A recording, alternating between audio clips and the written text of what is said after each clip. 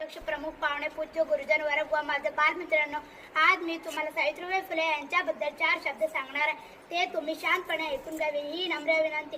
सावित्रीबाई फुले यांचा जन्म 3 जानेवारी 1831 रोजी सातारा जिल्ह्यातील नायगाव या गावी झाला. स्त्री प्रथम शिकली पाहिजे, पुरुषाप्रमाणे तिलाही न्याय हक्क मिळाला पाहिजे. त्याशिवाय हा समाज सुधारणार नाही हे त्यांनी मनोमन जाणले होते. त्यांनी मुलींसाठी पुण्यात शाळा काढली. त्यात त्यांना अपमान, शिव्या, शाप सोसावे लागले, पण त्यांनी माघार घेतले नाही. म्हणूनच आज सर्व क्षेत्रात स्त्री मुली चमकत आहेत. स्त्री जातीवर सावित्रीबाई यांचे अनंत उपकार आहे. त्यांना माझे कोटी कोटी प्रणाम. एवढे बोलून मी माझे भाषण संपविते. जय हिंद, जय महाराष्ट्र. त्याच्याबद्दल 2 शब्द सांगणार आहे. ते तुम्ही शांतपणे ऐकून घ्या ही नम्र विनंती.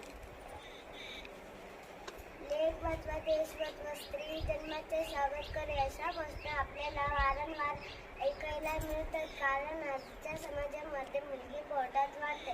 म्हणतात की मुलीला पोटातच वाढतात का, मुलीवर अन्याय करतात. मुलींनाही जगण्याचा हक्क आहे, त्यांना जगू द्या. पोटातील ते छोटं बाळ सुद्धा म्हणत असेल की मला पण हे जग बघायचं आहे, मला पण